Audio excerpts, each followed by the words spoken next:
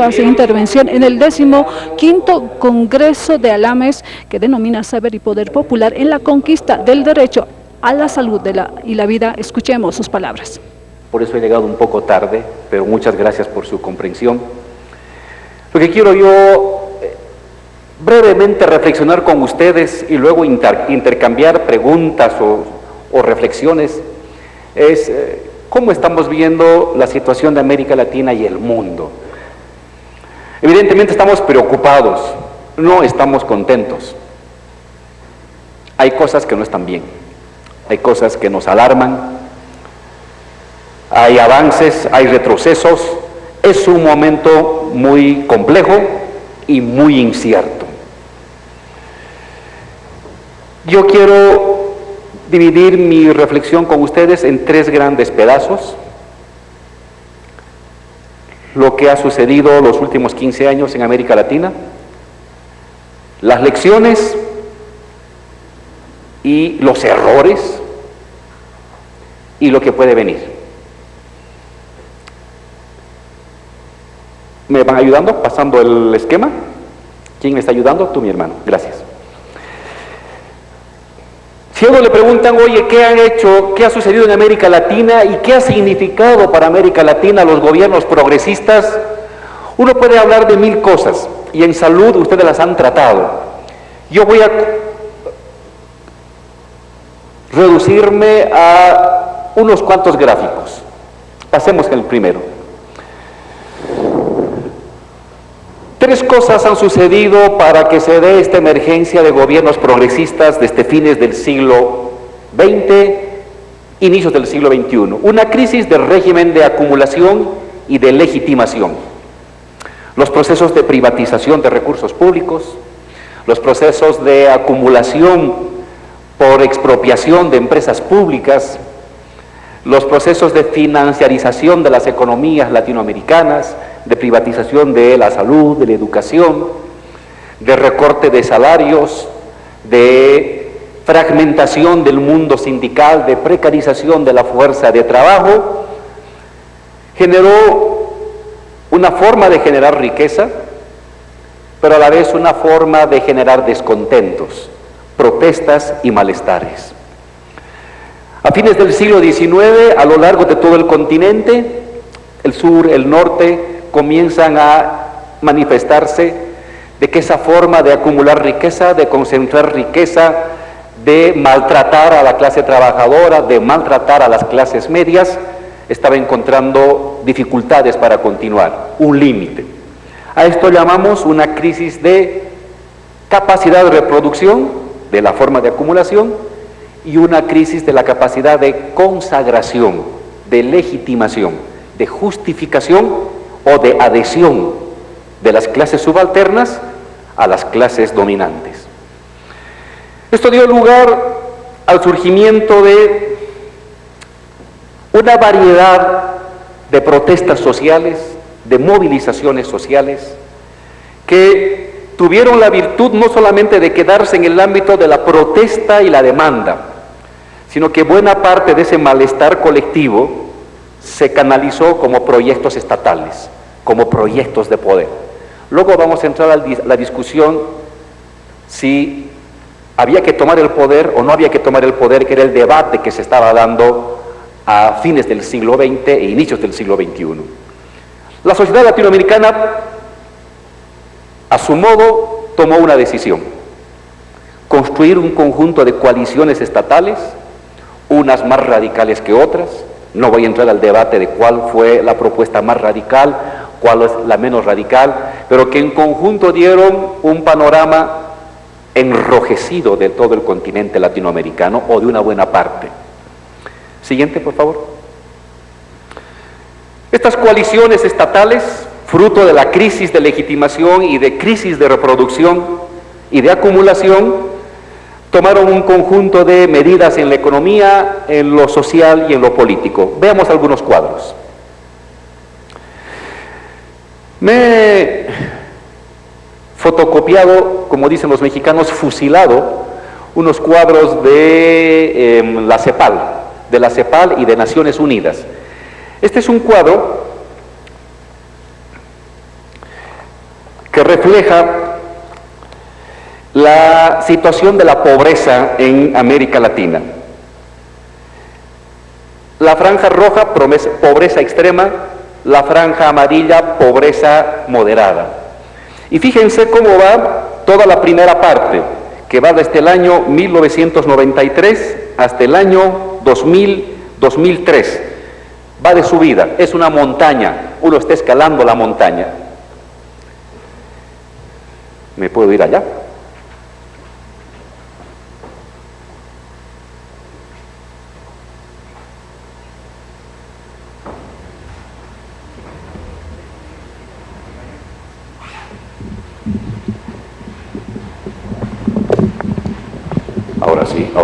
Ahora sí. Fíjense, ¿dónde está el proyector acá?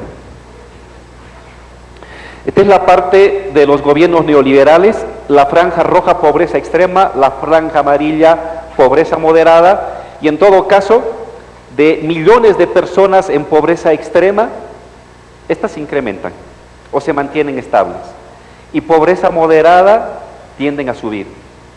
Y este es el momento en que se inicia el ciclo progresista en América Latina. Y ustedes ven cómo la franja va bajando. No ha bajado hasta cero, que es lo ideal, pero ustedes tienen ya una gradiente notable de ascenso en tiempos neoliberales y de descenso en tiempos progresistas. ¿Esto es el comunismo? No. Pero al menos millones de personas en América Latina pudieron comer 3 veces al día. Millones de personas en América Latina que no podían irse a acostar con su alimento, lo pudieron hacer en todo este periodo progresista. Siguiente, por favor. Este es otro documento de Naciones Unidas que divide la sociedad en términos de ingresos, no de clase social en términos de ocupación, sino de ingreso.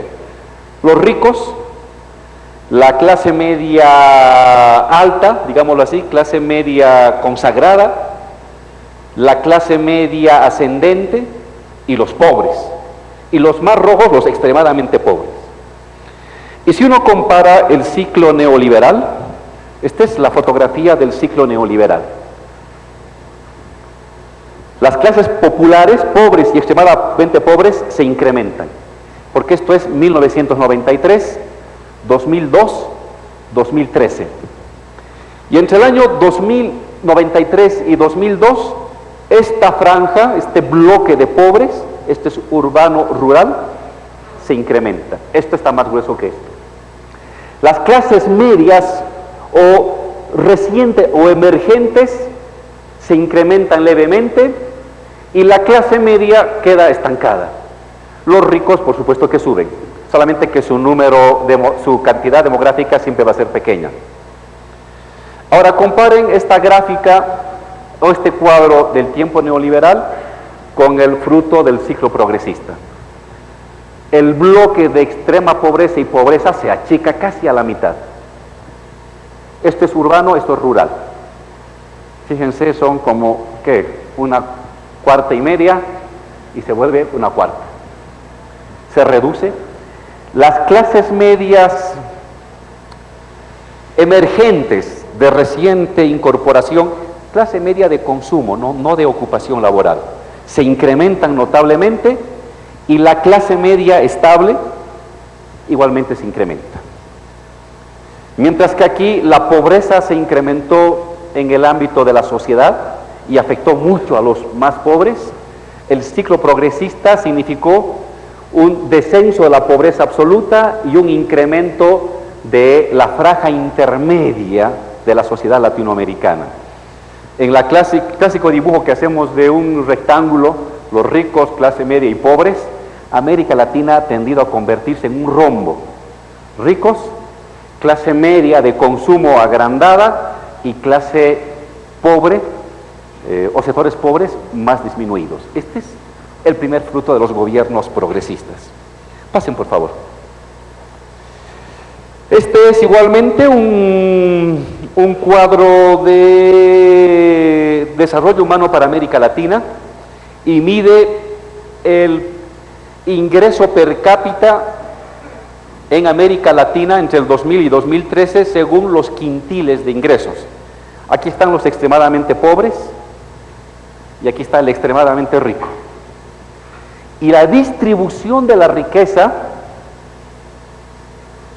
en porcentaje ha sido más elevada hacia el sector más vulnerable de la sociedad, y los ricos también han tenido un incremento, y habrá que estudiar qué ha significado esto, pero en comparación a la distribución de la riqueza, ha sido este bloque de gente más pobre la que ha mejorado porcentualmente su ingreso per cápita a lo largo de los últimos 10, 12 años de los gobiernos progresistas. Pase, por favor. Un último cuadro que le hemos robado a un investigador de Oxford del año 2015. Él estudia el incremento del PIB, del ingreso per cápita en América Latina. En el ciclo de los llamados populismos tradicionales de los 60 hasta los 80, hasta las dictaduras, este es el ingreso per cápita, ingreso en porcentaje. El ciclo neoliberal, 0,4, y el llamado ciclo progresista comienza a tener un nuevo repunte en términos de ingreso per cápita de las personas en América Latina. Está claro que si comparamos este ciclo neoliberal o este momento neoliberal con este otro momento progresista, la diferencia es casi de 4 veces. No se ha alcanzado al bienestar obtenido en este momento de los llamados populismos de los años 50 y 60, pero sí una notable mejora. Pase, por favor. En el caso de Bolivia, y solamente voy a tomar este cuadro para Bolivia, lo mismo se puede ver de manera mucho más agrandada. Tiempos neoliberales,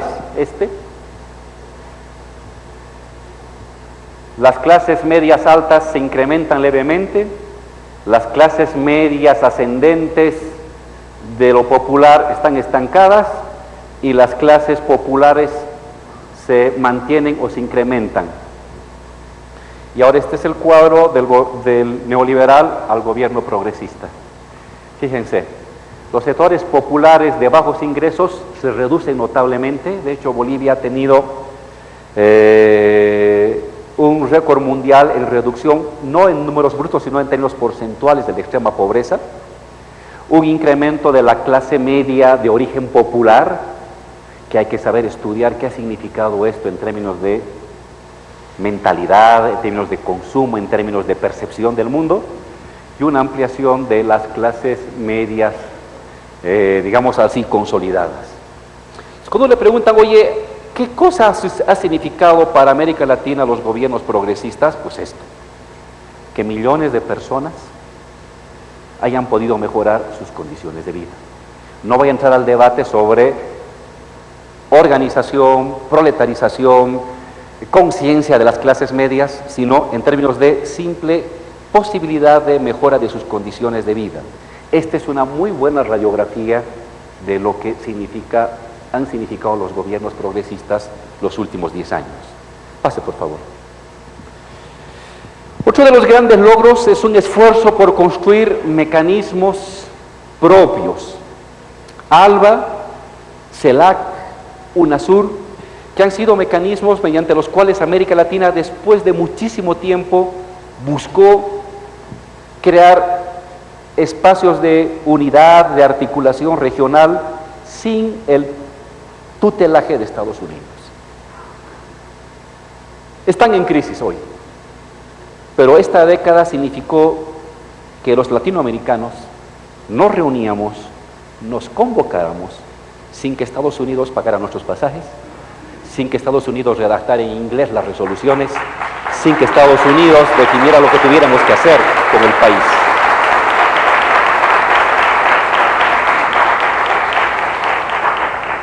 Hay una generación que ha vivido esto y que no sabe lo que pasó antes. No se acuerda que en el caso de Bolivia, pero seguramente sucedía lo mismo en toda América Latina, desde México hasta Chile. En Bolivia,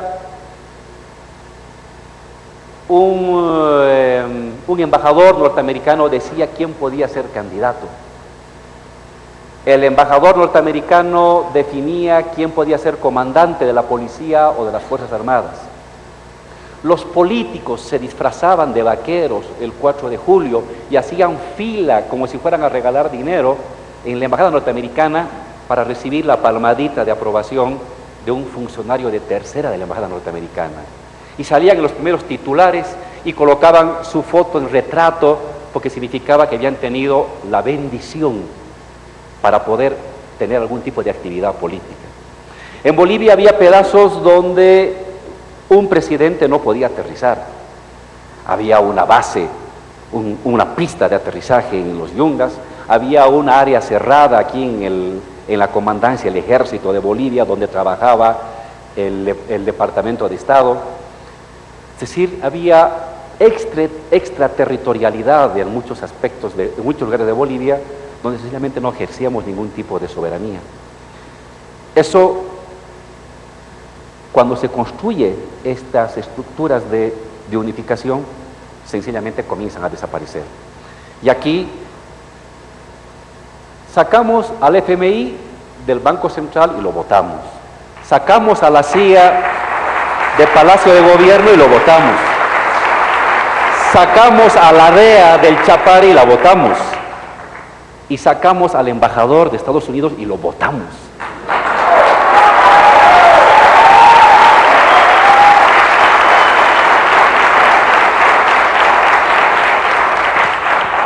Y no es que tenemos ninguna animadversión contra los norteamericanos.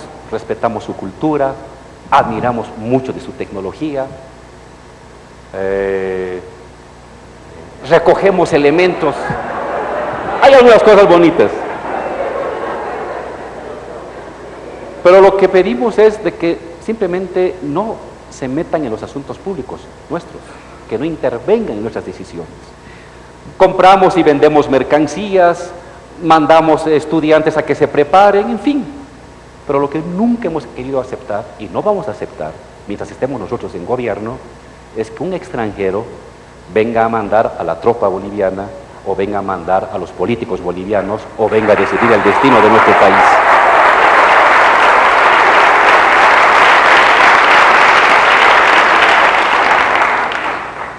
Rápidamente resumiré qué enseñanzas ha sacado este periodo, esta etapa progresista, revolucionaria para unos, para otros progresista, pero me quedo con el calificativo de progresista en general. Pase, por favor. Yo lo voy a presentar como paradojas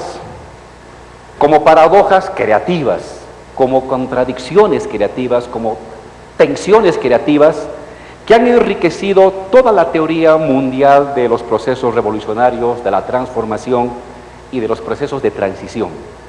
La primera paradoja, democracia o revolución. Durante un buen tiempo muchos nos formamos en la lectura de que la democracia era una herramienta transitoria para obtener votos, pero que el objetivo final, principal, era llevar adelante una revolución entendida como un hecho armado, como una sublevación, como una insurrección. Y lo que teníamos en mente eran las imágenes heroicas, gloriosas, de Fidel entrando a la Plaza de la Revolución o de los vietnamitas tomándose la embajada norteamericana. Eran las imágenes con las que muchos de nosotros nos formaron. ¿Qué hizo este periodo progresista?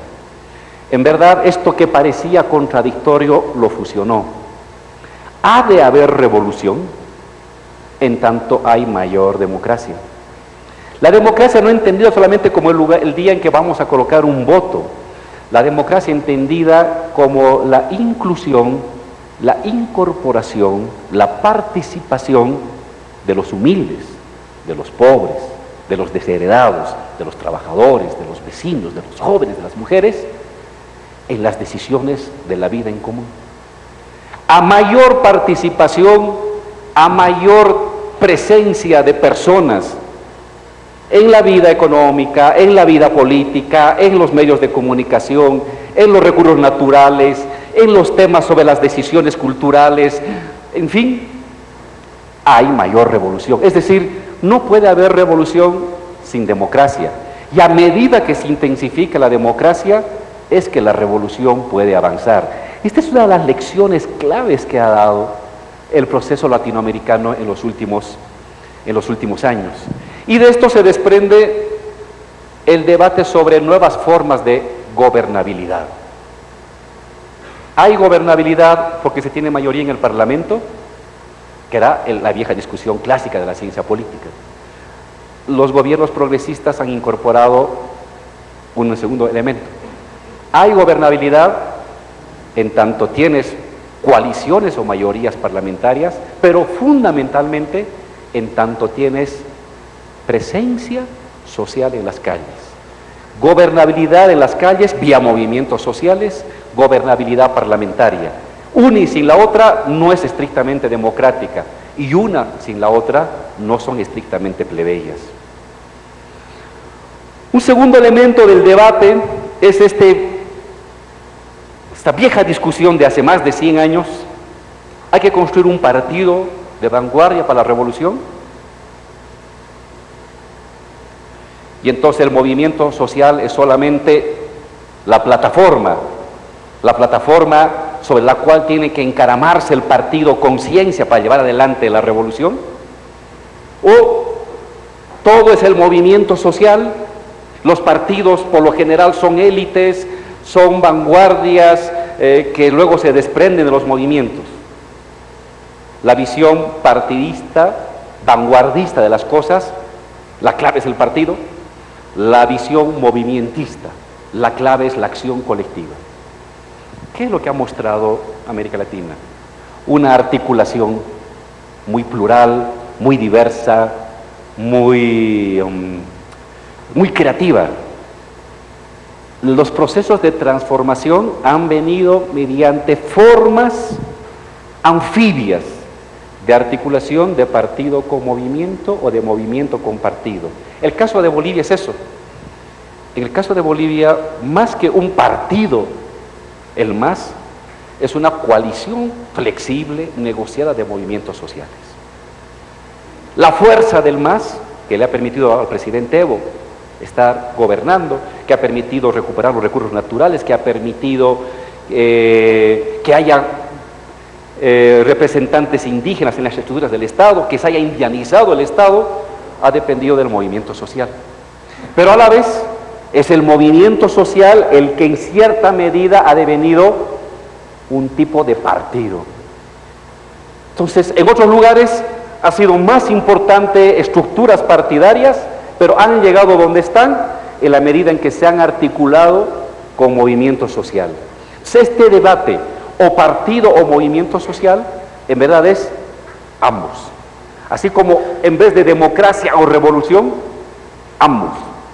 Igualmente pasamos al debate sobre movimiento social o Estado. El viejo debate con el anarquismo. Estado, por definición, son formas de monopolio. Monopolio de la coerción, monopolio de la tributación, monopolio de los universales. Y movimiento social, por definición, es democracia. Es pluralización de las decisiones, ampliación del debate. ¿Cuál? ¿Qué es un proceso revolucionario? ¿Puro movimiento social? ¿Puro democratización de las decisiones? Pero entonces, el momento de tomar decisiones para construir una carretera o para definir el aumento salarial. Está bien, hay que debatir con todas las organizaciones, y hay que debatir con los trabajadores mineros, y hay que debatir con los trabajadores fabriles, y hay que debatir con los constructores, y hay que debatir con los transportistas, y hay que debatir con los de las fábricas, y luego hay que debatir con los del comercio, y luego hay que debatir y debatir y debatir. Mucha democracia, perfecto, pero han pasado 2 años para tomar la decisión. Momento, hay que tomar decisiones rápidas. Entonces concentremos en el Estado. Estado revolucionario, dirigido por indígenas, por obreros, Estado. Se es ejecutivo, se es eficiente, porque es un monopolio. Pero entonces pierdo el lado democrático de la participación. ¿Qué ha mostrado América Latina, en particular Bolivia? Que un proceso revolucionario es un mestizaje, una mezcla de movimiento social y de Estado. Hay momentos de amplia democratización de las decisiones, momentos de centralización. Se necesita centralizar para tomar decisiones en ciertos tiempos, porque la reacción no duerme, no descansa. Pero a la vez, no por la eficacia, la decisión, la capacidad de ejecución, puedes poner en riesgo la capacidad de participación de movimientos sociales. Demasiado Estado, menos movimiento social, menos democracia, menos revolución. Demasiado movimiento social, exclusivamente social, movimiento social, mucha democracia, pero inermidad ante las ofensivas de las fuerzas ultraconservadoras que dicen: nosotros sí sabemos decidir y sabemos vamos a dar salud y vamos a dar carretera y vamos a aumentar salarios y lo vamos a saber hacer porque tenemos la capacidad de mando. Entonces, un proceso revolucionario es una dialéctica, usando la vieja categoría hegeliano-marxista, entre centralización, no demasiado, desconcentración, amplia participación, necesidad de centralización. Cuánto de uno y cuánto de otro, no hay una fórmula, no hay un algoritmo. Es un proceso que se va definiendo en el día. Pero si te inclinas a uno o a otro, estás perdido. Si te inclinas al Estado, has perdido la revolución. Si te inclinas a la única, exclusivamente a la democratización, has perdido eficacia y has perdido capacidad de enfrentamiento contra las fuerzas conservadoras. Necesitas uno y otro. Amplia democratización, centralización para darle fuerza a tus decisiones, para mantener la iniciativa política frente a fuerzas conservadoras que van a reclamar rapidez, eficiencia y eficacia en los mandatos estatales. El debate que se dio con los zapatistas y luego con el profesor Holloway: ¿hay que tomar el poder? Claro, había toda una historia en que la toma del poder había llevado a la degeneración de los procesos revolucionarios. Y entonces surgieron estas propuestas: no hay que tomar el poder, hacer la revolución sin tomar el poder, hay que construir desde abajo. Sonó a fines del siglo XX como una propuesta interesante que buscaba dar una respuesta al proceso de consolidación abrumadora del neoliberalismo y la globalización en todo el mundo. ¿Qué mostró América Latina?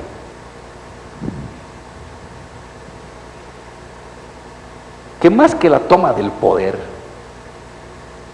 en términos de el viejo poder, de las viejas estructuras, del viejo Estado, de la vieja burocracia, del viejo sentido común, de los viejos universales, hay que construir poder. Hay que construir poder. Si me repliego a lo mío, a mi hospital o a mi comuna, no me he manchado con el poder. Lo puedo hacer yo, lo puede hacer usted, lo puede hacer usted y usted. Excelente, tenemos condiciones. Pero ¿y qué pasa con usted, con usted, con usted? ¿Qué pasa con el salario del obrero? ¿Qué pasa con el salario del campesino? ¿Qué pasa con el transporte? ¿Qué pasa con la tasa de cambio? ¿Qué pasa con las importaciones? ¿Qué pasa con las exportaciones? ¿Qué pasa con la salud? ¿Qué pasa con la educación? ¿Quién va a decidir? Yo me he replegado a mi comuna, él a su centro de convivencia comunitaria. ¿Y el resto? No. El resto tiene que mandar al hijo a la escuela, tiene que recibir un salario, tiene que pagar la deuda, tiene que pagar el peaje, tiene que pagar el costo de la gasolina, tiene que pagar el costo de la luz. Nosotros no hemos tomado el poder y nos hemos autoemancipado en nuestro pequeño grupo, pero el resto de la población sigue sometida a la lógica del Estado. Entonces resulta cómodo, desde el punto de vista de la academia, resulta cómodo replegarse a lo local, desprenderse de lo nacional, desprenderse y no acercarse al Estado. Resulta cómodo para los que podemos hacerlo. Tengo condiciones para hacer mi comuna, para tener una tierrita, para cultivar, para colocar el sistema de riego, para colocar el panel solar, pero el que no tiene esas condiciones, el que está día a día, que tiene que pagar la deuda, que tiene que ir a trabajar, que tiene que mandar a los hijos al colegio, tiene que hacerles comer, y que no puede darse el lujo de comprarse su panel solar, no puede darse el lujo de intercambiar por el internet, ¿qué hace? Es una mirada academicista de las cosas. ¿Qué mostró América Latina? Que la clave está en construir democráticamente desde abajo el poder, no engolosinarse con el Estado creyendo que la toma del poder estatal es la revolución. No es cierto. El poder estatal es apenas una herramienta, un mecanismo más de las transformaciones que obligatoriamente tienen que venir desde la propia sociedad, desde las comunidades, desde las fábricas, desde las universidades, desde los barrios. Entonces, ni poder ni no poder, una mezcla, una política anfibia que mezcla la articulación de uno con el otro y nunca se radicaliza o se polariza en un solo extremo. Construcción de poder, democratización del poder, toma del poder, democratización, toma en un delgadísimo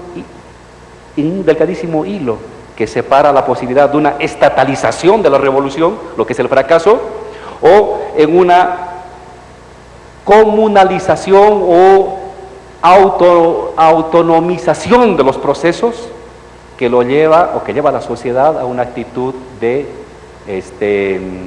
indefección frente a los que sí tienen el poder y saben manejar el poder y toman decisiones del poder para imponer al resto de la población sus decisiones. Pase, por favor, para ir más rápido.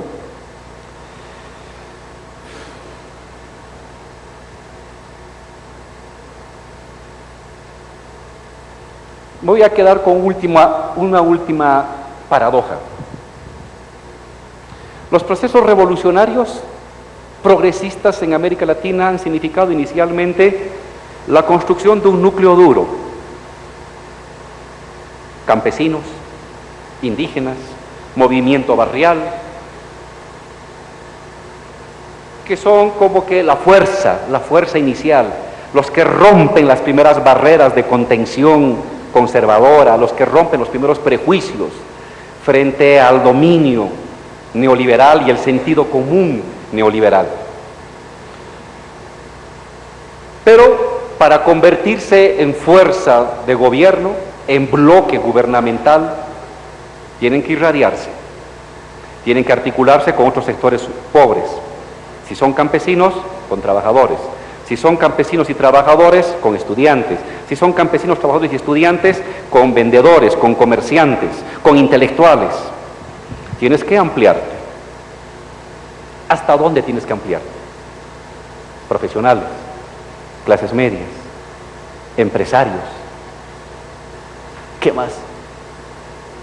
Oligarquías, embajada. Si no te irradias, no construyes hegemonía. Pero si te irradias demasiado, tu núcleo duro, ¿en qué queda? Diluido, la radicalidad del proceso, diluido en unos sectores medios, ambiguos, de clase media, de clase alta o de clase transnacional, en la que al final ya no supiste dónde quedó tu proceso. Entonces, ¿tengo que recluirme a mi núcleo duro? No, porque con solo núcleo duro no tienes hegemonía. Entonces, ¿cuánto? ¿Cuánto me concentro? ¿Cuánto me irradio? Tampoco hay un algoritmo, no hay una receta, no hay un procedimiento. Es el día a día. Nunca abandones el núcleo duro, pero está de acuerdo que no basta el núcleo duro. Hay que construir una alianza, un bloque social, un conjunto de articulaciones plebeyas, populares, laborales. Neutralizar sectores medios, golpear sectores de élite. ¿Hasta dónde? ¿Con cuál puedes dividirlos? ¿Con cuál no?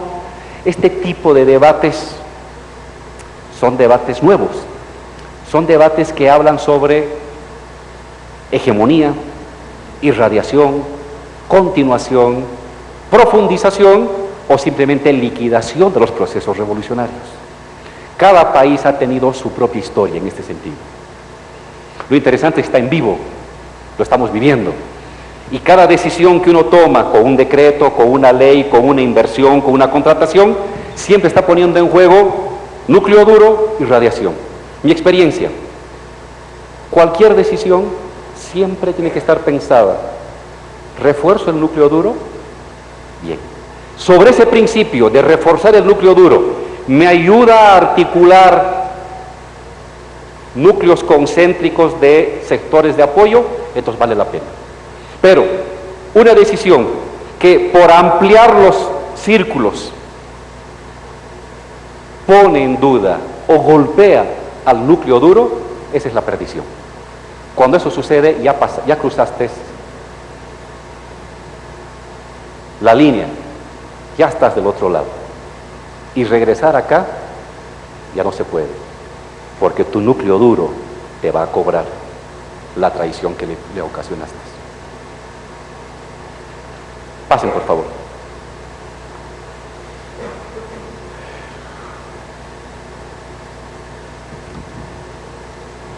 Rápidamente que es un debate nuevo, no lo encontramos mucho en Mao, no lo encontramos en Lenin, algo en Marx.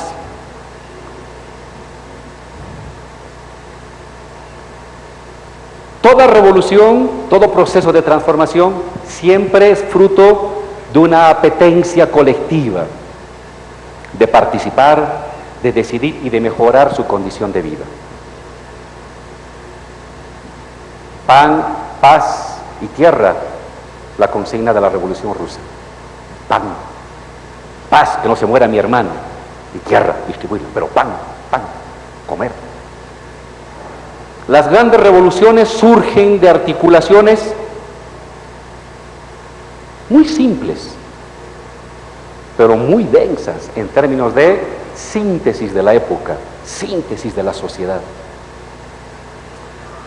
Y un proceso revolucionario, las primeras cosas que va a enfrentar es satisfacer necesidades, o de salud, o de educación, o de empleo, o de ingresos, necesidades básicas.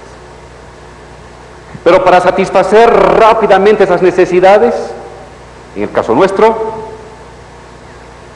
tienes que afectar la madre tierra. ¿Cómo construyes un colegio? Pues tienes que sacar más gas. ¿Cómo construyes un hospital de tercer nivel? Pues tienes que sacar más mineral. Oye, pero estamos en la época en el siglo del conocimiento, la economía del conocimiento, la economía digital, la economía de los algoritmos. Perfecto. Está bien, eso está bien en el libro. Pero ¿qué haces cuando el 20% de tu población no sabe leer y escribir? Cuando el 48% de tu población, que debería estar pensando en el algoritmo, no tiene 2 alimentos al día. Cuando los niños tienen que abandonar al 6º, 7º de primaria porque tienen que ir a trabajar porque la familia no tiene recursos y tiene que trabajar la mamá, el papá y los hijos. ¿De qué economía del conocimiento puedes hablar? Si no has resuelto unas condiciones mínimas básicas de tu alimentación, de tu salud, de tu vestimenta. Pero si depredo la madre tierra exclusivamente para satisfacer necesidades, estoy violentando uno de los principios básicos de la concepción indígena y revolucionaria de las revoluciones del siglo XXI, que es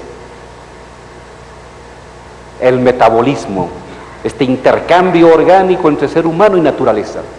Es el metabolismo que hablaba Marx. Entonces, esta es una contradicción. Es una contradicción viva. ¿Qué te queda? Satisfacer necesidades básicas afectando a la madre tierra, pero rápidamente crear condiciones para que tengas un tipo de economía de jóvenes, de estudiantes, de profesionales, de vecinos, de trabajadores que no dependan del gas, que no dependan del mineral, que no dependan de la actitud, de la actividad extractivista, y que vayan dependiendo más de la actitud mental, creativa, del conocimiento y de los afectos, que es la tendencia de las nuevas economías. Entonces es uno y lo otro. No puedes solamente satisfacer necesidades sin afectar a la madre tierra, o proteger la madre tierra sin resolver necesidades. Tienes que convivir. Y esto te genera contradicciones, críticas. Los compañeros medioambientalistas te dicen, estás traicionando a la revolución. Pero los compañeros te están diciendo, ¿dónde está mi hospital? ¿Dónde está mi carretera? ¿Dónde está mi escuela? Y entonces tú estás atrapado en esa contradicción y tienes que cabalgar la contradicción. La contradicción no tiene solución. No es ni uno ni lo otro. Es una dialéctica cotidiana entre uno y el otro en la búsqueda de la superación. Pasaremos. He resumido algunos de los debates contemporáneos de los procesos progresistas. Quiero pasar rápidamente a ciertas debilidades que hemos presentado, que estamos presentando. Adelante.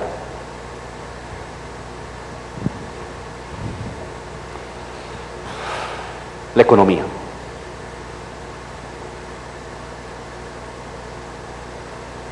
Cuando uno estudia la Revolución Rusa, que es como el modelo de los procesos revolucionarios mundiales, pero lo mismo sucede con la Comuna de París, o con la Revolución China, o con la Revolución cubana, en fin. Está claro que el tema económico debe y tiene que ser un tema central de cualquier gobierno progresista. Lenin decía, la política es economía concentrada. Porque después del momento épico de todo proceso revolucionario, la gente entrando a la plaza, campesinos, indígenas, obreros con cascos, gente humilde, jóvenes.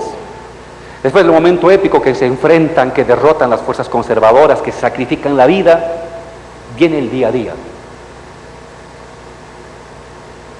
Salario, impuestos, luz, máquinas, transporte, deudas. La sociedad no puede mantenerse permanentemente en el momento épico o universal de la acción colectiva. Puede durar 1 año, 2, 3, pero luego la gente se repliega a la cotidianidad. Eso fue lo que pasó con los soviets entre el año 19, 20, el debate que tuvo Lenin para la nueva política económica, el debate que hemos tenido acá, o en cualquier revolución, o en cualquier proceso.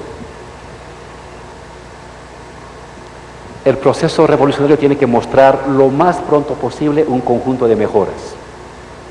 Un conjunto de mejoras. Porque la gente que en su momento se sacrificó épicamente por un universal, por un planteamiento colectivo que beneficiaba a todos, luego va a comparar, oye, hace 4 años yo vivía mejor. Hace 5 años yo comía 2 panes y ahora tengo nomás para comer 1. Te aguanto 1 año. Te aguanto 2 años. Pero ya no te aguanto 3 años. Esto que parece como tan práctico, tan pragmático, es la lógica del comportamiento colectivo. Un proceso revolucionario tiene que tener una capacidad de gestionar, de transformar la economía, que permita que la gente más vulnerable, la gente más necesitada, avance por lo menos 1 milímetro en condiciones de vida. Mejor 1 metro, mejor 10 metros, mejor 100 metros. ¿Qué hicimos aquí en Bolivia? No estatizamos todo. Lo que hicimos es concentrarnos en los lugares de mayor generación de excedente. Hidrocarburos, energía, telecomunicaciones, banca. Hidrocarburos, recuperar. Energía, recuperar. Telecomunicaciones, recuperar. Banca, establecer una regulación. Si ganas 10, 5 pasa para el Estado, 5 se queda para vos. De los 5 que se queda y de los ahorros, 60% a la producción con tasas de interés del 6%. Para el comercio, si quieres 20 o 30%. Para los consumos suntuarios, si quieres el 80%. Pero para producción y vivienda, tasas del 6% y el 60% del ahorro a ese sector. Una especie de fusión leninista del capital financiero con el capital productivo, pero no con el Estado, sino el Estado como regulador. Esto ha permitido que la economía boliviana, que hace 10 años medía 9.000 millones, en 10 años estemos ahora en 37.000 millones. Y que el Estado, que tenía el 7-8% de la riqueza del país, hoy tenga un 40% de la riqueza del país, que se la distribuye.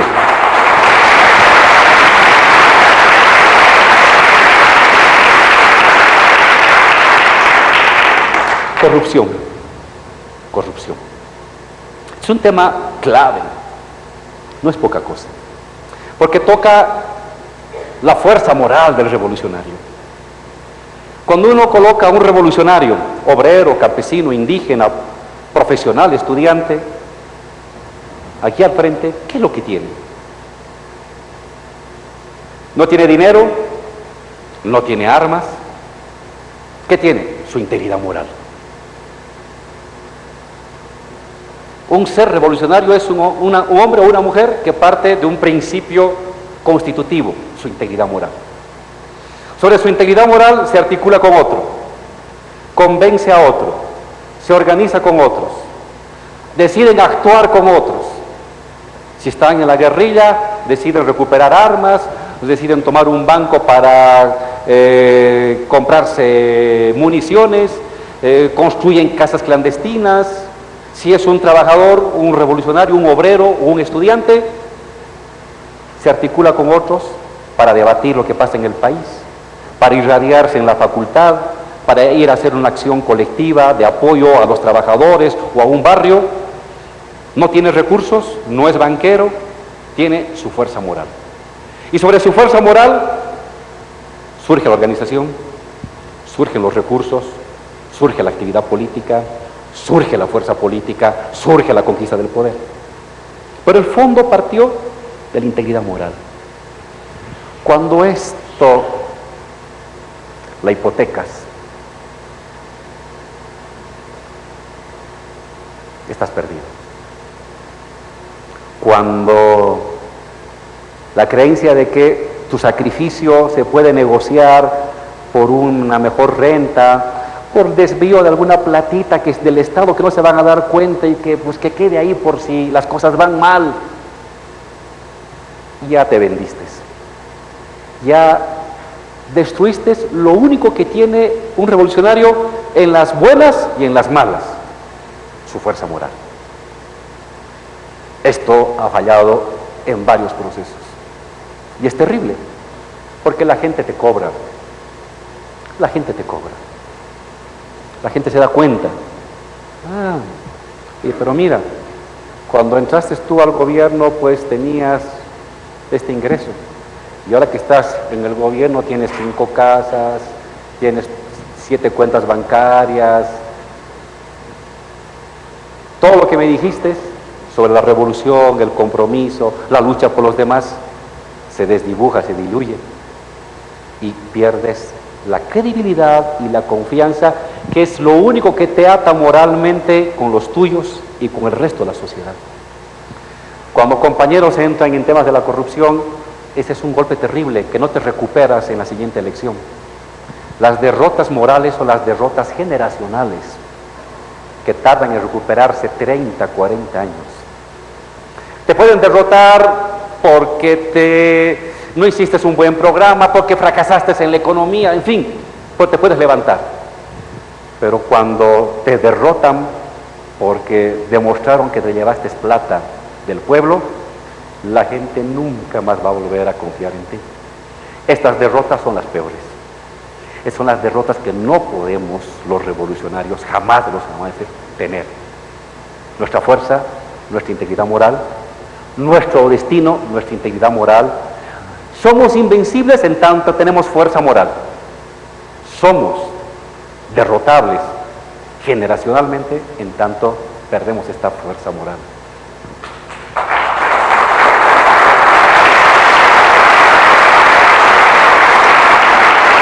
Paso rápidamente, me paso algunos problemas porque no tenemos mucho tiempito. No subestimes nunca a tu adversario. Nunca lo subestimes. Hay que derrotarlo. Intenta convencer. Yo había dicho alguna vez, convence y derrota, convence y derrota. Convence Gramsci, derrota Lenin. Es Gramsci, Lenin, Gramsci, Lenin, Gramsci, Lenin, Gramsci, Lenin, Gramsci, Lenin permanentemente. Siempre hay que estar convenciendo y derrotando. Volver a convencer y volver a derrotar. No basta solamente convencer. Ninguna revolución basta solamente convenciendo. Pero ninguna revolución solamente es derrotar. Es convencer y derrotar, convencer. Inicialmente convence, derrota. Luego vuelve a convencer y derrota. Pero, aunque convenzas y derrotas, no subestimes a tu adversario. Tiene 1000 cabezas, como esa canción de Silvio Rodríguez. Aparece por todos lados, se regenera, por acá y por allá, puede surgir desde tus propias entrañas. No, nunca seas exitista. Siempre muévete con un ámbito infinito pero acotado, como decimos los matemáticos, ¿no? La victoria y la derrota, y entre uno y el otro está una infinidad de opciones, y la verdad siempre va a ser una de esas. Pero te has preparado para la derrota, te has preparado para la victoria. Aún en la victoria estás preparado para la derrota, porque siempre es probable. Y en la derrota prepárate también para la victoria, porque también es probable. Pase, por favor. Quiero detenerme en un punto que fue el que trabajé últimamente, a raíz de lo que viene pasando en Argentina, de lo que viene pasando en el Brasil. No voy a entrar a los detalles calificativos, porque no me corresponde. Lamentablemente, como vicepresidente tengo que tener cierta moderación en el lenguaje. Pero en la conversación personal le puedo decir mi opinión. Pero lo que voy a hacer es usar unos esquemas. ¿Qué es lo que he aprendido de los procesos revolucionarios?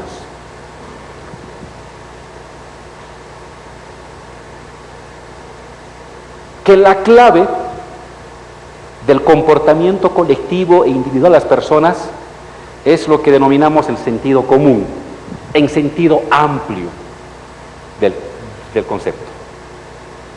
¿Qué es esto que estoy denominando el sentido común? La articulación de 4 categorías sociológicas. Los preceptos lógicos. ¿Cómo recepciono y ordeno el mundo? Lo que yo le estoy enseñando a mi bebé desde que ha nacido, el lenguaje, el orden de las cosas, las señales de las órdenes, de los regaños, de las instrucciones, que el bebé los recibimos desde bebés y que van sedimentando a lo largo de la vida una manera lógica de ordenar el mundo, vía lenguaje y vía los símbolos. Los preceptos instrumentales. Cómo los seres humanos buscamos medios para tales fines. El más clásico, las herramientas para obtener un producto, en el concepto de proceso de trabajo de Marx.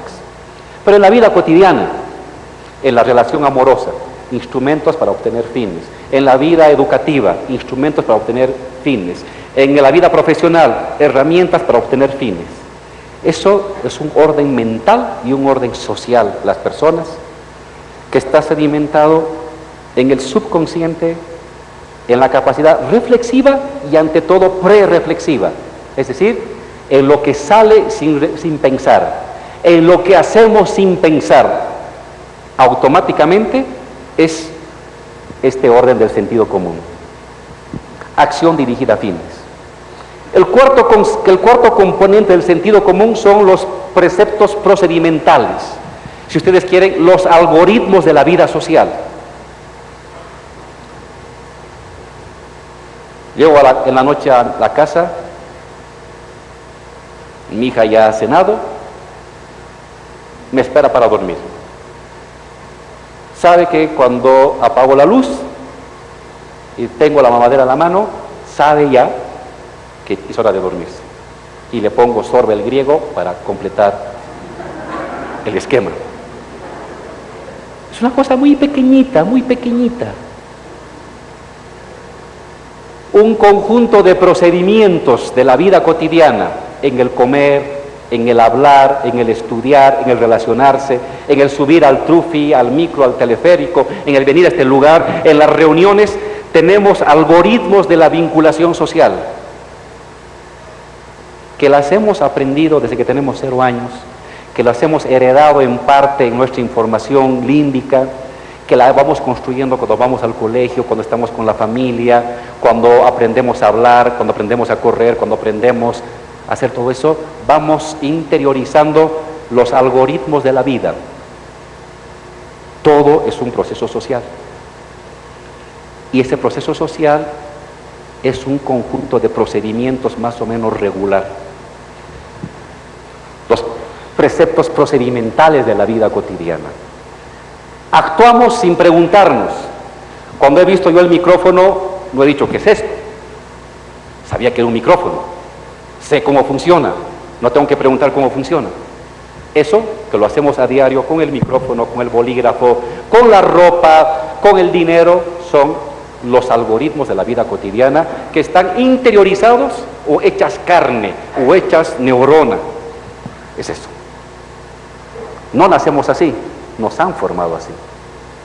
Y por último, el mundo emotivo, los preceptos morales, la manera en cómo jerarquizamos el bien y el mal en la vida cotidiana. Lo probable, lo necesario, lo reprochable, lo irritable, lo negociable, lo tolerable, lo aceptable de la relación personal, de los amigos, de la pareja, de los compañeros, del gobernante, del ministro, de las cámaras, de la prensa. El mundo de las tolerancias, de las clasificaciones que actúan espontáneamente a lo largo de la vida, pero que no son producto de la naturaleza, son productos de la sedimentación de saberes y de conocimientos de generaciones pasadas y generaciones actuales en nuestra carne, en nuestras células, en nuestro cerebro. Pues la articulación de estos 4 componentes son el sentido común. Preceptos lógicos, preceptos instrumentales, preceptos procedimentales y los preceptos morales de la vida cotidiana. Hay procesos revolucionarios en tanto se gatillan ciertas actividades de acá en un sentido.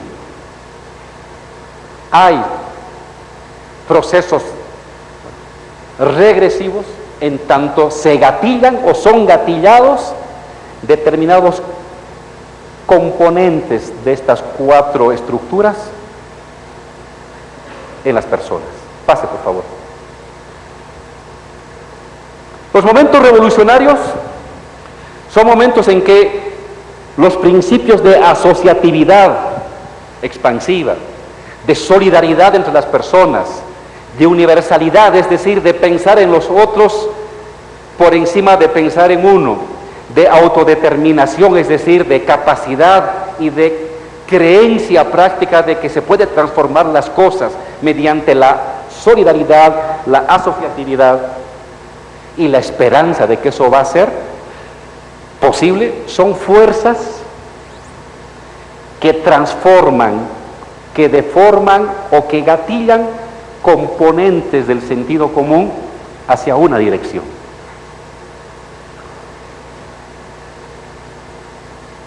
Para ser revolucionario no es que hay que leer a Marx, no es que hay que pasar de la falsa conciencia a la verdadera conciencia. Me falta un cuadro. A ver, retroceda. Antes. No.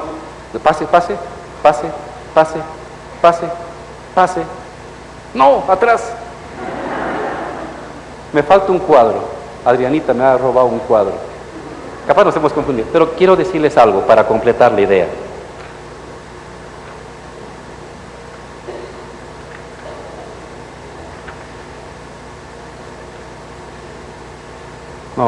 No copió, se traspapeló.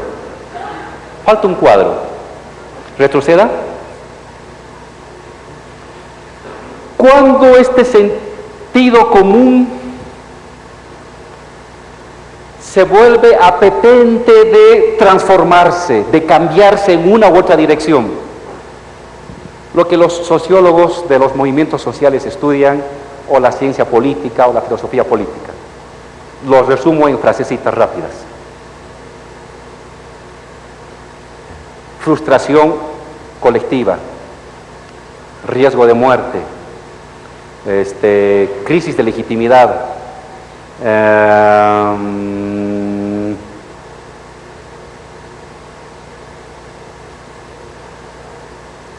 tengo tres más. ¿Qué es lo que he encontrado en la sociología política cuando estudia por qué se produce posibilidades de una transformación social? Por lo general la sociedad se mueve en el ámbito de la estabilidad, y eso es lo que estudia la sociología. Pero hay momentos específicos de la vida en que la gente está predispuesta a oír nuevos referentes, predispuesta a aceptar nuevas certidumbres. No es cualquier momento, no es cualquier otro, son momentos muy específicos.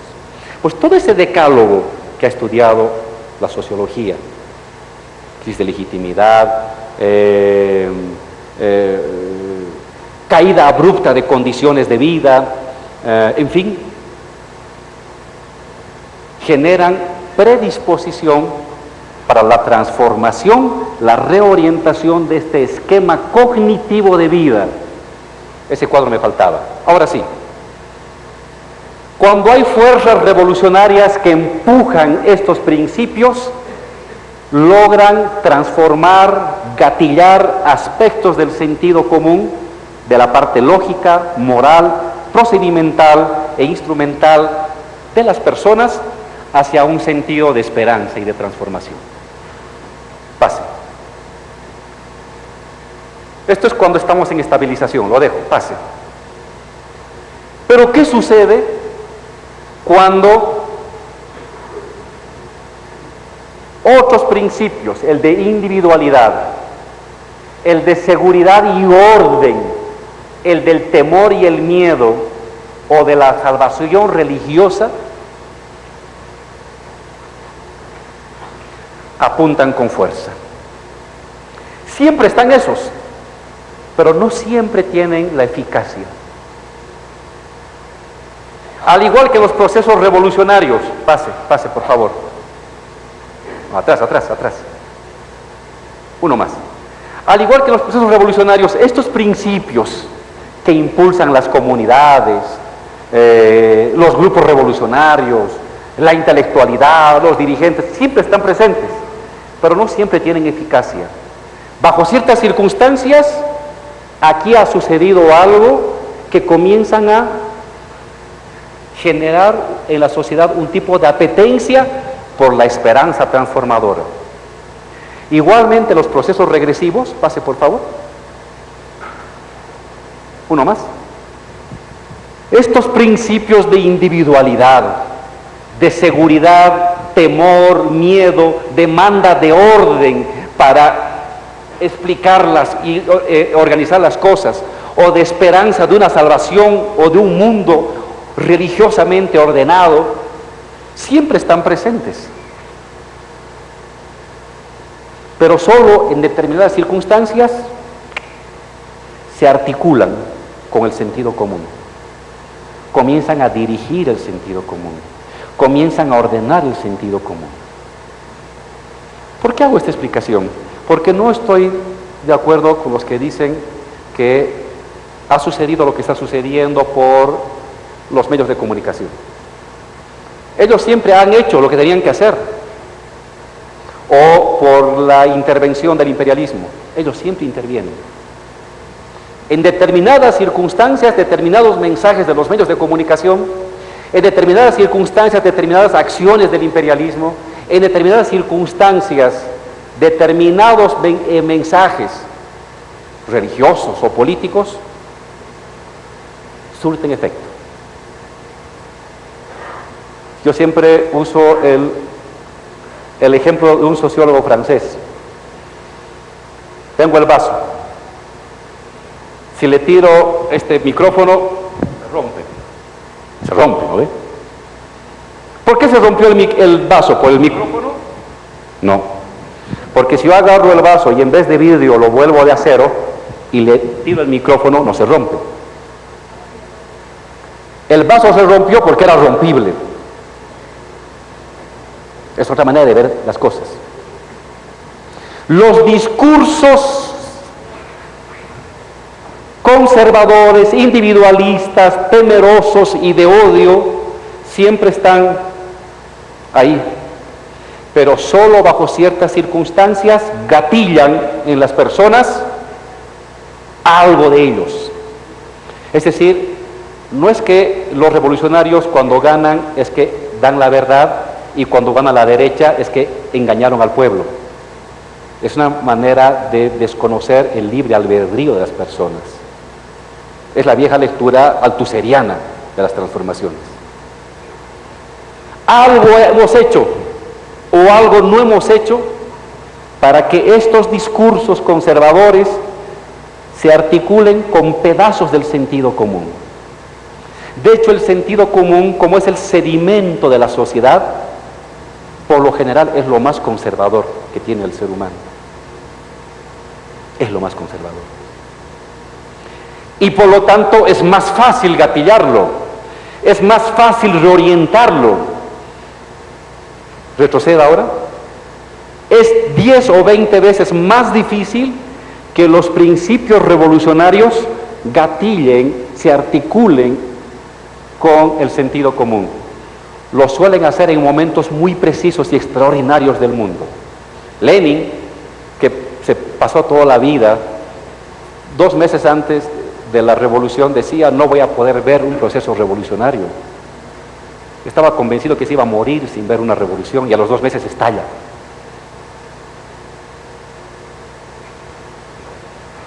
Uno puede luchar, pero hay circunstancias de la sociedad que no dependen de lo que hacen solamente los revolucionarios o los partidos o los progresistas, sino que dependen de lo que no hicieron, de lo que fracasaron, que se articulan en una dirección. Entonces, ¿por qué hago esta reflexión un poco abstracta? Porque no podemos explicar los procesos regresivos en América Latina únicamente por la conspiración. ¿Ha habido conspiración? Sí, por supuesto que hay. ¿Ha habido una actitud dirigida de ciertos medios de comunicación para obtener un resultado? Sí, es cierto. Pero algo ha permitido que eso gatille un sentido común colectivo. Algo ha permitido que entre la sociedad, haya una predisposición a este tipo de discursos para que funcione. Y la clave de un investigador, de un revolucionario, es saber qué ha pasado en el ámbito lógico, en el ámbito moral, en el ámbito procedimental y en el ámbito instrumental para que haya pasado lo que ha pasado. Estoy hablando un poco en clave, porque hasta ahí me permite mi lenguaje público, pero espero que me sepan entender.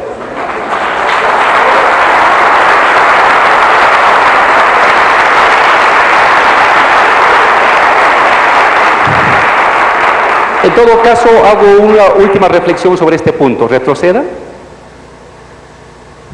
Esto es lo más difícil del mundo. Tomar el poder es complicado, pero se puede. Transformar la economía es ultra complicado, pero se puede. ¿Qué es lo que he aprendido? ¿Qué es lo más difícil? Y de lo que depende la continuidad de un proceso revolucionario, transformar esto. Este, si ustedes quieren, el DNA de la mente humana. Está aquí. ¿Cómo se ayuda a transformar? ¿Cómo sedimentan nuevos procedimientos o preceptos lógicos? Una nueva moral de las cosas, un nuevo sentido común, es lo que en definitiva define la continuidad o el fin de un proceso progresista o revolucionario. La clave está aquí. No está ni en el manejo de la economía, ayuda, ni en el manejo de la política, ayuda, ni en las armas, ayuda. Está en el cerebro. Es más, hay procesos revolucionarios porque hay algo que logramos modificar o gatillar del sentido común. Y hay procesos regresivos porque los otros fueron más hábiles que nosotros. Y ha de haber continuidad y estabilidad de los procesos revolucionarios o su profundización si logramos modificar este sedimento profundo, oculto, pero práctico. Es la lógica práctica de la vida. Es la manera en cómo hacemos sin pensar que estamos haciendo. Cuando alguien o algo logre tener el algoritmo que ayude a transformar esto, ya pues, ese sí la tiene, esa sí la hizo, como dicen los mexicanos, ¿no? Y parece ser que nadie lo tiene, y entonces el ya la hizo o no lo hizo, siempre es una incertidumbre, es un día a día. Hoy la hiciste, mañana quién sabe, y mañana otra vez tienes que recomenzar, y pasado otra vez recomenzar, y cada día recomenzar, porque esto no es un tema de lectura, no es un tema de falsa o verdadera conciencia, no es un tema de verdad, es un tema de las preverdades profundas que tiene el ser humano, pero que son los que definen tolerancias morales, lógicas de acción, maneras de, eso me olvidé colocar en el cuadrito, de prever. El cerebro humano siempre actúa proyectivamente. Es el debate entre los neurocientíficos, ¿no? ¿Cómo actúa el cerebro? Y lo que he entendido hasta ahora es que por lo general está actuando anticipándose. El ser humano y muchos seres vivos siempre están actuando en función de la anticipación de las cosas. A eso me refería cuando menciono los preceptos procedimentales, los preceptos lógicos. La capacidad proyectiva del cerebro. La capacidad proyectiva del cerebro. Que es casi ya un hecho medio biológico. Pues eso, si se logra eso, ayudar a transformar y a gatillar, las cosas pueden ir para un lado o las cosas se están preparando para ir al otro lado. Ahora sí, por estos cuadros tardé en llegar, porque los tenía que armar y había que borrar. Les ruego que me entiendan. Pase, por favor. Quiero pasar ahora rápidamente al siguiente. Fin del ciclo progresista, sí, no, o fin del relato globalizador. Quiero darles rápidamente un cuadro. Ahí ya me pueden cortar, mi hermano, porque esto es repetido. Ya me pueden cortar. Pase, por favor. Quiero darles unos datos sacados de un conjunto de revistas serias norteamericanas. Pase, por favor. Este es un cuadro que lo hace el Banco de Intermediación Internacional o de Pagos Internacionales. Es un cuadro, esta es una asociación de los bancos del mundo. Es el BIS, y muestra los ciclos de la economía desde 1835.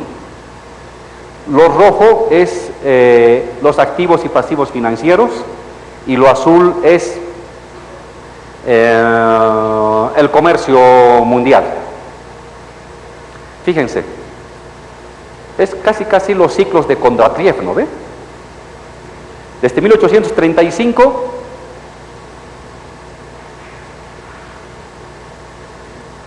tienes los tiempos de proteccionistas.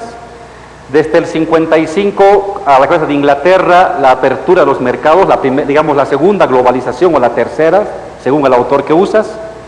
Año 1935 tienes, después de la Segunda Guerra Mundial y la crisis del 29, otra vez la etapa proteccionista, y desde el 75 para adelante el disparo hacia arriba de la globalización financiera. Y acompaña esto el comercio. Ciclo proteccionista, ciclo liberal, otra vez ciclo proteccionista, welfare state, estado de bienestar, y otra vez ciclo neoliberal, ¿no?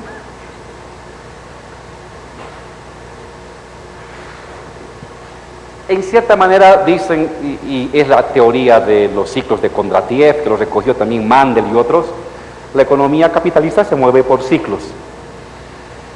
Y estaríamos en el momento cumbre del ciclo expansivo,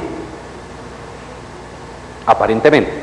Aquí la gráfica puede continuar expandiéndose, o la gráfica ya pueda poder continuar en decadencia. Eso es lo que hay que averiguar. ¿Qué está pasando? Esto es hasta el 2015. ¿Qué está pasando en este periodo? Pase, por favor.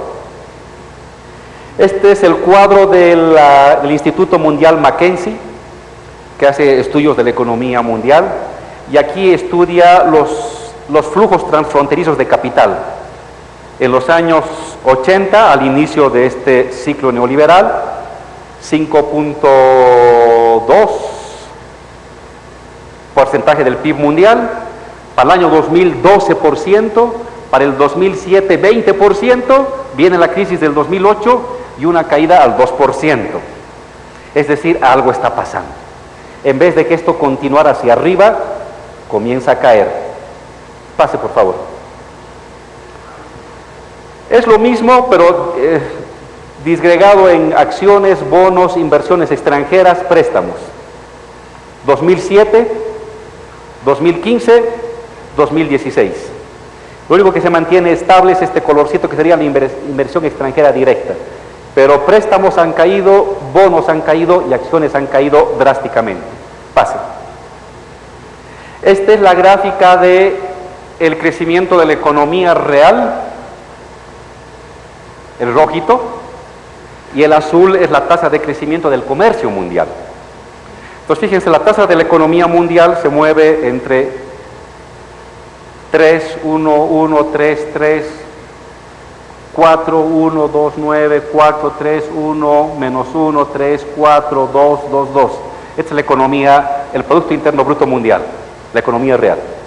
Pero el comercio mundial, en todo el ciclo neoliberal, se ha movido con un crecimiento del 39%, del 32%, del 24%, cae, vuelve a levantarse 29%, cae 21%, 12%, 16%, 17%, 16%, 21%, 20%, y después desde la crisis del 2008-9 cae el comercio mundial, decrece el comercio mundial, o mejor, la tasa de crecimiento se vuelve negativa en el comercio mundial.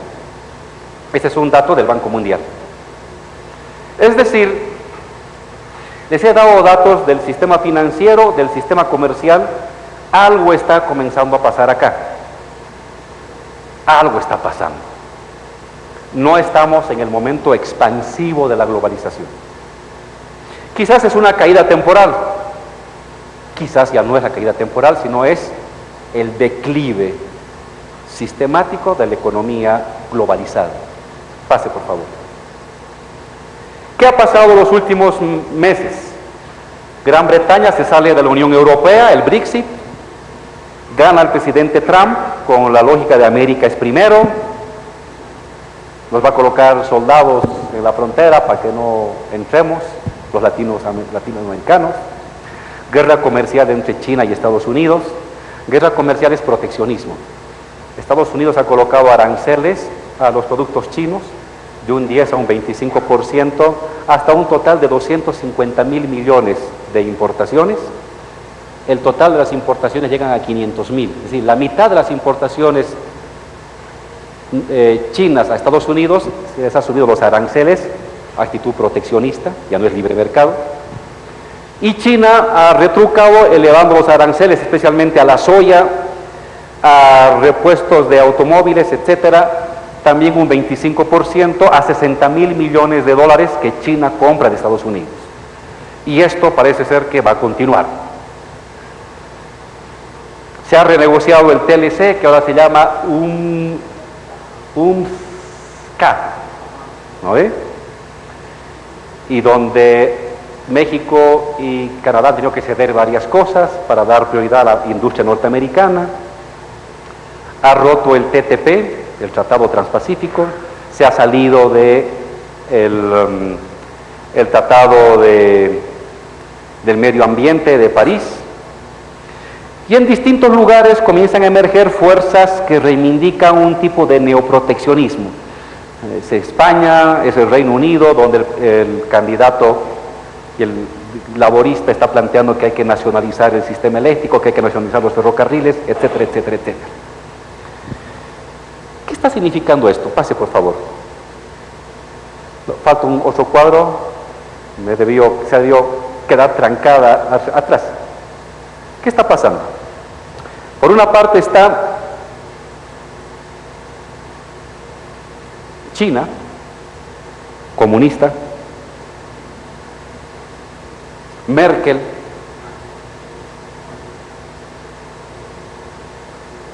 neoliberal. Por suerte han cortado ya la transmisión. Reivindicando el libre comercio y la globalización plena. Y por otro lado está China,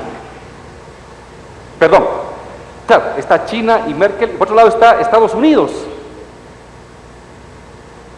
que en tiempos de Reagan y de Margaret Thatcher nos decían a todos, los que éramos estudiantes, no hay otra opción, ese era el discurso, no hay otro camino más que libre comercio y globalización. Pues ahora Estados Unidos no dice ni libre comercio ni globalización.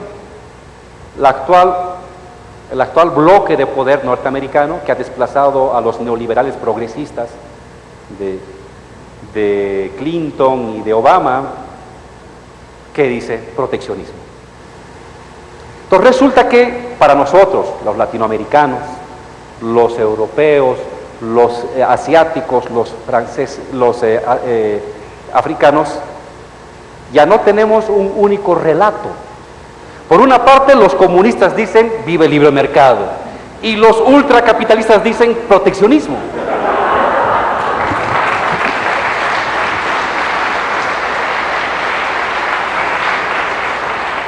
Claro, es posible entender las tendencias, las empresas, hay que hacer un estudio de campo, pero para el público en común, para los partidos, para mis opositores, ¿a quién van a seguir? Amigos de Bolivia TV, ha sido la participación del vicepresidente Álvaro García Linera en el 15º Congreso de Medicina Social Salud Colectiva ALAMES 2018. El Congreso titula Saber y Poder Popular en la conquista del derecho a la salud y la vida hacia la transformación para vivir bien. Durante el desarrollo de esta actividad, el vicepresidente reflexiona sobre los procesos de revolución en América Latina a través de las fuerzas sociales. Asimismo, afirmó que en gobiernos progresistas en América Latina significaron que millones de personas mejoren su condición de vida. Importante actividad que se desarrolló en instalaciones del Ministerio de Educación. Contigo, Milton, a estudios. Gracias, Leticia, y de esa manera cerramos lo que ha sido la participación también del vicepresidente en la inauguración de este congreso, acá en la ciudad de La Paz, en instalaciones del Ministerio de Educación. En cualquier momento estaremos nuevamente en sus hogares. Permiso.